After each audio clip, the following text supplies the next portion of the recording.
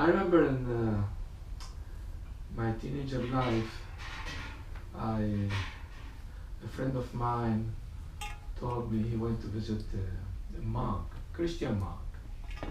And he lived in a room, very simple, very austere. So, and he was coming from a rich family and everything. So he asked him why you choose this life. And the answer was, it's hard to explain it to you. You have to feel it. You have to live it. You have to go to the experience, of what it meant.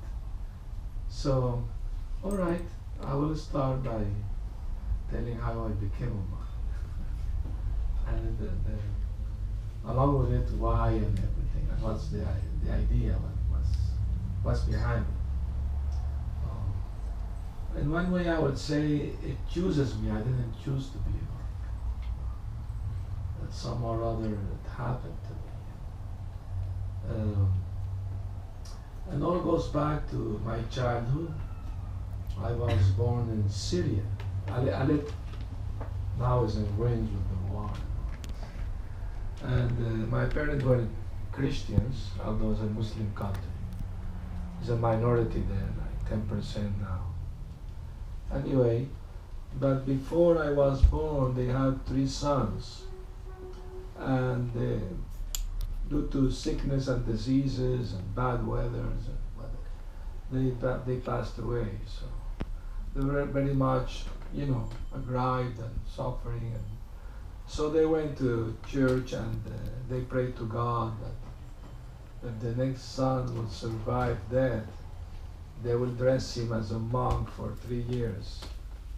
And so I was promised to be a monk since I was little, so I didn't choose it actually. It chooses me. So anyway, and they promised that they will offer me to God. So that's it. It was done for me. Anyway, so when I was teenager, 14, my parents were going to send me to the monastery in Lebanon to become a priest. And but last minute they decided to go back to Venezuela. The first time I was 2 years old. The second, they came back after 7 years. I could learn Arabic, go to school, French, write and read Arabic anyway. So then I didn't go to the monastery. I wasn't meant to become a Christian monk, but rather a Hare Krishna monk. Anyway, so in Venezuela, I was wondering what is life all about, existential crisis. What is the purpose of life? I mean, if everybody has to die, what is there after death? What is the reason to exist? So I started searching here and there, and start practicing yoga, became vegetarian. We're talking about early 70s. Not so many people were into that. Nowadays, very popular. At that time was weird for somebody to do those things, Really, I was like the black sheep of the family because I was vegetarian, just because of that. All the time they would tease me, okay. My mother would give me chicken soup. So, Mom, I am vegetarian now. I don't eat this thing. Only take the chicken from the soup and eat the rest. Things like that. You have to do all these kinds of things. Anyway, so I remember once I talked to a Christian priest and I asked him, in the Bible it said that we are made in the image of God. So can you explain to me how God looks like? He said, that's a mystery. Nobody has seen God. We only know He's the Father and He's an invisible spirit. Anyway, I wasn't satisfied with that answer. So I read in the Bible that it said, search there are more truth to be told, but you are not ready to understand it. And also it said, search for the truth and it will make you free. Jesus said that. So I thought, okay, let's look for the truth. What is the truth? Doesn't matter what religion. I want just to know the truth. In that search, a friend of mine gave me a book. The title was Bhakti Yoga, the highest perfection of yoga. So, anyway, that was in Venezuela, South America. So I read the book, started to become more curious about it. It was a small book, just some information by Prabhupada. Then a friend of mine invited me to visit a yoga center just opened in Bogota, Colombia.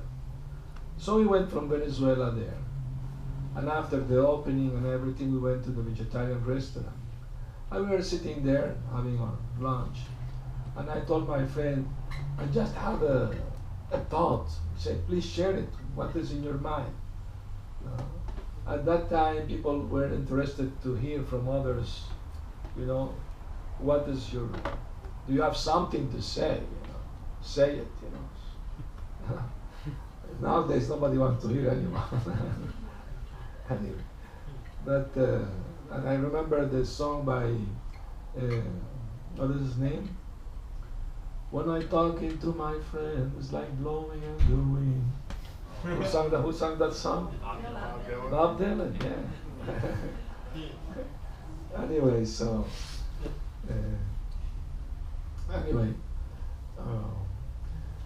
and I told my friend, look, do you see this gray ugly building from the window?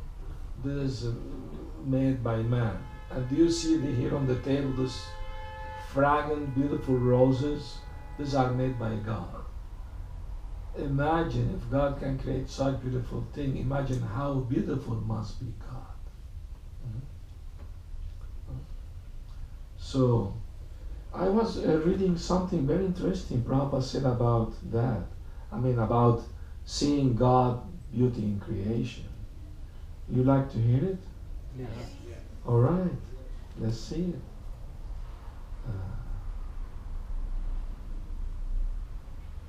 And those who are artists, overtaken by the beautiful creation, should better look to the beautiful face of the Lord for complete satisfaction.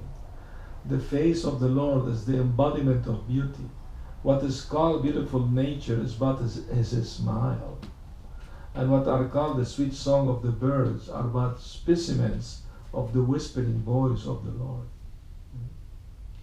So it's nice to see in creation the beauty of the Lord, and one devotee also, he was going with Prabhupada to Venice Beach for a walk in the morning. And he mentioned, his name is Bhuttatma, he mentioned this remembrance.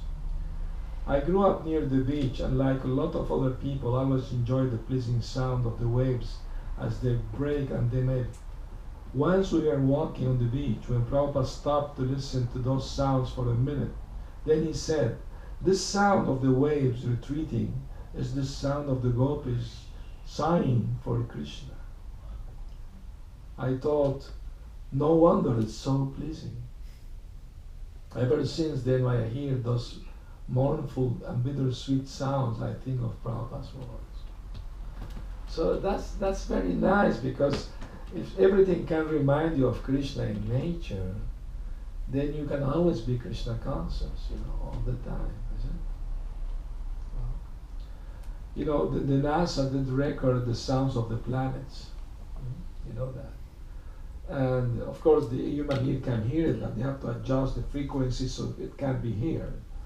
And I hear the sound of the sun. And you know what sound comes from the sun? Perpetually, all the time? Oh,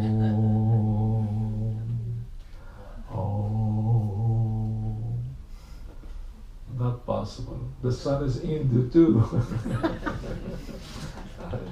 Hare Krishna sound. That's why your has a chanted, "Here comes the sun to you." Actually, he was referring to Prabhupada, you know that. The sun was an offering to his guru, Prabhupada. Prabhupada mentioned him as my uninitiated disciple. Anyway, so what I was telling you before about the flower, the roses. So I told my friend, if God can create such beautiful thing, imagine how beautiful must be God. But unfortunately, I don't know Him yet. But I promise you, the day I will come to know Him in truth, I will give Him my life. I will surrender my life to Him. And my friend said, "Oh, that's a very nice thought, but please take it easy, no? Don't become too spiritual on me." Anyway, so we went back to Venezuela, and walking on one street, we met one Hare Krishna monk, and we had a talk with him, and I remember he had a turban, and he was a new devotee, he wasn't initiated yet. And so he said, "Oh, that's nice, you practice yoga, you're vegetarian, that's great. Please visit our temple. We have a Sunday feast, and we read Bhagavad Gita, and we chant mantras, there is dancing and music, and nice vegetarian food offered, to the Lord. You will enjoy it, it's nice, okay. We like those things, we want to go." So we went. And I remember the first thing I asked the devotee when I walked